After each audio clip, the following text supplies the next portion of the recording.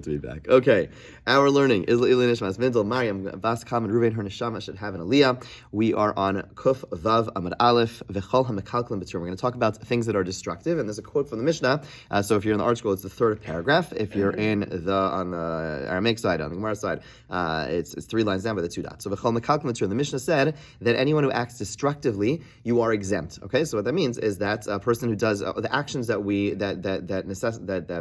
generates a chiyuv chatas, an obligation to bring a carbon as a kapara, as an atonement. Those are all when they are constructive acts, right? The 39 malachos, the whole premise of the 39 malachos is that it is constructive acts, and therefore the Mishnah understandably says anyone who acts destructively, you are exempt, even if you're doing things which in another context maybe it's to be seen as constructive, but destructive acts are by definition exempt. Okay, however, Tani Rabbi Avohu Kamed Rabbi Yochanan, Ravo taught a brayso before Rabbi Yochanan and said, Kol Mekalkelim B'Torah, and so far so good. He said all who act destructively are exempt, Chutz Mechovel U'Maver, with the exception of one who wounds a person, who burns something. He says, yes, it's true. Destructive acts you are exempt. You do not bring a carbon for destructive acts, but there are 2 exceptions. If you hurt a person, then you do bring a carbon. For a carbon chatas, or if you burn something, then you do bring a carbon chatas. Okay, those are exceptions to the rule that destructive things are not going to be chayav a chatas. Okay, now the Gemara obviously is going to try to understand where this comes from, etc. Okay, so Amrle, so Rav Yochanan, who this was said in front of, says back to Ravo, poke tani levra, go and teach your bright side outside. Okay, this is basically a way of saying that this is not a real halacha. Basically saying don't teach us here. You're in the base matters. Don't teach us. It's not a real halacha. This should not be said over here. Okay, chovel u'maver ain't a mishnah. There is no teaching. There's no authoritative teaching which says what you said about a person who wounds and a person who burns. Ve'imtim talomer mishnah. And if you want to say that there is really a true Masorah, that this was taught somewhere, you're missing something. There's an important qualification. What is that? That when is it that you're going to be chayav? When are you going to be obligated for chovel or maver? Chovel b'tzarach lekalbo. When a person inflicts a wound where the person needs the blood for his dog. In other words, you're wounding. Now, wounding is by definition destructive, right? You're hurting someone. You're causing someone to bleed. It's destructive.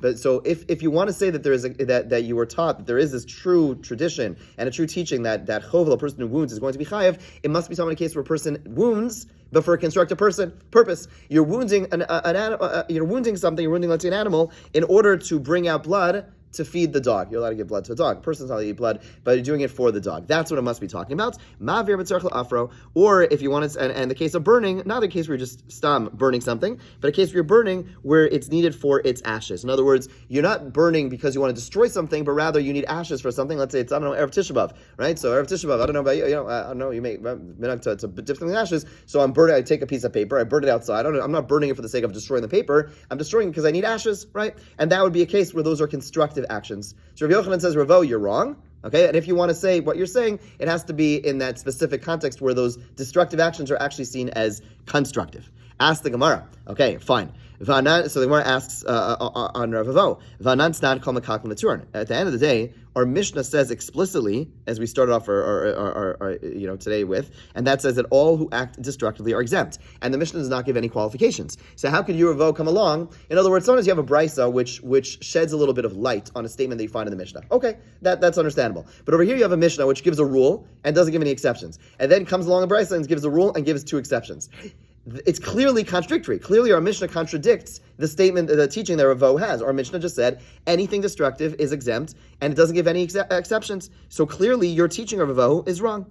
And now the Gemara answer says, no, it's not wrong. Why? Masnisan Rabbi Yehuda, the Mishnah, which said that a person is exempt for destructive action, is Rabbi Yehuda. Braisa, Rav Shimon. The Braisa, which says you are going to be chayav for wounding or burning, is actually authored by Rav Shimon. Now this is odd because normally, very good, right? Normally Rav Shimon has always been the more lenient view. Over here, he's going to be the more stringent view. We'll see how Rav Shimon's more lenient view is actually going to lead him towards this more stringent view. So let's unpack this. Okay, my time at Rav Shimon. Why is it that Rav Shimon says that although normally you're exempt for destructive actions, when it comes to wounding or burning, then you are going to be chayav? I mean,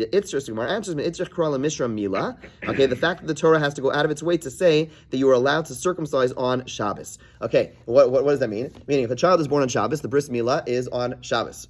son Shlomo, his bris was on Shabbos. Okay. Now, normally, chavala is wounding is a destructive action. When a bris milah is cutting, you're wounding a child, right? So it's a destructive act. So why does the Torah have to say, oh, it's allowed? Of course it's allowed. It's destructive, right? So why does the Torah? We have a limud in the Torah. Now we don't see it over here, but the Torah goes out of its way to say, or the Chazal understand a statement of the Torah to say that you must give the bris on the 8th day, even though it's even though right. The implication is even though otherwise it would be forbidden to do.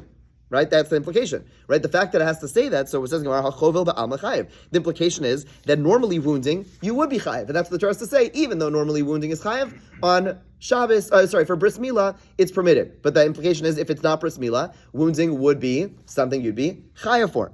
And it says further, but Asar Rachmana, turn the page of Ara Gabi Bas Kohen, and since the Torah prohibits burning the daughter of a Kohen on Shabbos. Okay, what is that referring to? Slow down. Okay, so what that refers to, just glad everyone's listening. Okay, so what that refers to is a case of adultery. The punishment for adultery is misa, is death. There is a different type of punishment for basko, meaning it's death across the board. Anyone who commits adultery, the punishment is death. It's a capital crime. There is a slightly different punishment for a daughter of a Kohen that she gets streifa. Streifa is a form of burning, and that's the punishment over there. And the Torah goes out of its way to say, and don't do this on Shabbos. Okay, don't do this on Shabbos. Okay, so saying you can't burn her, that she can't get this capital crime on Shabbos. Mamina, mavir ba'am chayev. Why is it teaching us this? To teach us that burning she teaches us a general rule that burning is something you'd be chayev for to do on Shabbos, right? So clearly, right? So again, at this point, it's coming to teach you that since the Torah tells us you cannot give her a capital crime on Shabbos, is teach you a general rule that otherwise that burning is something you would be chayav for on Shabbos. Okay, fine. So says the Gemara. Okay, so this seems to be pretty compelling proofs to the fact that chavala, that destructive actions, and that wounding, and havara and burning are going to be exceptions that you would be chayav for on Shabbos. That's Rav Shimon's view. Okay, so Rabbi Yehuda says hasam esakin hu k'Rav Ashi. Okay, so there in those two cases, the person is acting constructively, and therefore it's not a good proof. In other words, by bris milah, the reason that the Torah has to say that you are going to be the reason the Torah has to say that you are going to be that you are allowed to give a bris milah is because of bris milah. One could argue, why are you calling that a destructive action? At the end of the day, you're fixing this child. You're creating something positive, right? Amar Vashi, ma'alasakin mila, ma'alasakin kli. What's the difference between the tikkun, the repair that comes about through mila, and the repair that comes about through fixing a utensil? In other words, let me ask you a question. If you have a piece of marble, and you're creating a beautiful, what's it called? A marble statue, whatever. What's the word? I don't know. Sculpting, thank you. Okay, and so you're chiseling away, right? Is that a destructive action or a positive action? It's a positive action, right? So Rabbi Ashi says, why are you describing this action, right? He says, you know why the Torah says that you're going to be, that the Torah has to go out of its way to say that you are going to be, that it's permitted to give a bris milah? Not because it's a destructive action, because it's really a constructive action. Granted, it's an act of destruction, but at the end of the day, what comes out of that destructive action? Something very positive, that the child is now rectified. Similar to when I'm chiseling away, not identical, but similar when I'm chiseling away, and ultimately something positive comes about through it. So is it fair? Meaning, Rav Shimon, let's just understand again. Rav Shimon's, and please ask questions if I'm not being clear. I'm bombed. Okay, so what's it called? So, but Rav Shimon tells us the reason he concludes that wounding is normally something that you're going to be chayiv for is because the Torah has to go out of its way to say bris milah is permitted. So you have to ask yourself, why do I have to tell you bris milah is permitted? Implication is because wounding, says Rav Shimon, would normally be something you'd be chayiv for, even though wounding is a destructive action. Right? So, but clearly the Torah is implying that normally wounding you'd be chayav for, and that's why by bris milah has to say you are on Shabbos you are allowed, but normally you would not be allowed. Rav Yehuda says it's not because it's a destructive action of wounding. Bris milah is unique. Bris milah is actually, although it's a destructive action which has a positive ramification. And since it has a positive ramification, that's why it's something which is, the Torah has to say, even though it's something which has a positive ramification, you are allowed to do it on Shabbos. But if it was a purely destructive action, you would be patur. Right? That's Rabbi Yehuda's pushback. Again, similarly says, Ma'al vashal psila, ma'al vashal samanim. What's the difference? So the way that they would the way that they would the sreifa, the way sreifa works, the way the capital punishment of sreifa works, they didn't actually burn a person to fire. Rather, they would take lead, they would heat the lead up, and then they'd pour the lead down a person's throat. It's actually somewhat of a faster type of death. Burning is a sorry. It's more humane. Yeah, correct. Again, capital punishment is hard for us to wrap our heads around, but out of between those two, between burning a person, which would take quite a while, this is something which is quite instantaneous. But the point that Rav Ashi is making is at the end of the day, a person cooks lead. Or a person cooks herbs. At the end of the day, there's some cooking that's taking place, and therefore it's a positive action. And that's what the Torah is saying, that although there's something destructive, you're burning it, but there's also something which is positive, and that's why you're going to be chayav. Okay, so again, let's just quickly summarize. Let's focus on Milah, because Milah is a little easier to wrap our heads around, I think. Bottom line is, Rav Shimon is teaching us, so again, let's just summarize. Rav Shimon says that although destructive actions you're going to be patur for, Rav Shimon is teaching us that there are two exceptions. One is wounding, like drawing blood, wounding, and one is burning. Where does he learn that from? So he learns it from cases in the Torah where it has to go out of its way to teach us something. So again, let's just focus on bris milah for a second. By bris milah, the fact that the Torah says you're allowed to do a bris milah on Shabbos implies that otherwise destructive actions would be forbidden. Right? And that's where Rav Shimon learns this. Rav Yehuda pushes back. He says it's true, it's destructive, but it's destructive action which has a positive implication, and therefore that's why the Torah is saying that bris milah is asur, but otherwise it would be something but really it's a constructive action. But if it was a truly destructive action, a person was just simply wounding someone, you'd be patur. Okay? Make sense? Yeah. Now, I just want to point out, Rav Shimon, now, as I said earlier, Rav Shimon normally is more lenient. Let's think about why Rav Shimon over here, his lenience is going to bring him to stringency. What is Rav Yehuda saying? Rav Yehuda is saying, at the end of the day, it's true, you're doing a destructive action, but it has a positive implication, right? Rav Shimon holds that would be considered a negative, right? Rav Shimon has the view, if you recall, if I'm dragging a bench, right, and it possibly goes ahead and it does something inadvertent, or it's not, or for example, if I'm going ahead and I'm taking the body outside the house, I'm going to be exempt in that case because it's not for its intrinsic higher purpose, right? This action of bringing something outside, it's not for its intrinsic higher purpose. So over here too, Rav Shimon's lenient view actually has a stringency. What meaning? When Rav Yehuda says, at the end of the day, it's true, it's a destructive action, but it has a positive implication. And that's where the Torah is to say, you're allowed, it's an exception. But according to Rav Shimon, the fact, if something is a destructive action, if it has a positive, positive side fringe benefits, that's not enough to make it a positive action. And therefore, since Rav Shimon in general sees the action in and of itself and says, hey, this is a destructive action, it's true there's something positive that comes out of it, but I don't see things that way. Based on other places, Rav Shimon in general says this would be something which would be seen as destructive action. And therefore, Rav Ashi's point about, bris milah really being positive, that doesn't resonate with Rav Shimon. Because according to Rav Shimon, you look at the action itself, not the ramifications, not the fringe benefits, not the byproducts of it. And therefore, according to Rav Shimon, at the end of the day, this is a destructive action, and that's why he's able to learn this general rule from it. Okay? Fine.